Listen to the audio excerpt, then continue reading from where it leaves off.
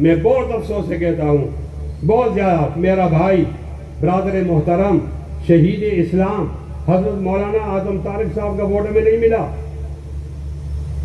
وہ کون سی مجبوری تھی، ان کو بتایا ہوگا آپ کے اتنے لوگ جیل میں ہیں، اتنے آپ کے اسیر ہیں، اتنے کال کوٹری میں ہیں، اتنے پھانسی ہوں گے، ہم سب چھڑائیں گے، آپ مولانا کو ووٹ نہ دو۔ اس نے تو اس نیت سے نہیں کیا ہوا کہ میرے کارکن چھوٹ جائیں گے، لیکن تم نے پھر بھی دھوکہ کیا اس سے۔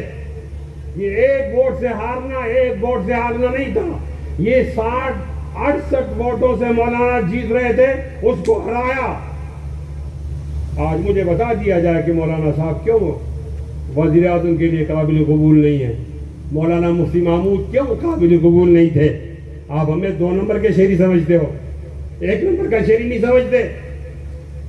یاد رکھو، اس ملک میں اگر انقلاب آئے گا تو انہی ذریعے سے آئے گا جس کو داڑھی اور پگڑی والے کہتے ہو، اور انشاءاللہ ضرور آئے گا انشاءاللہ۔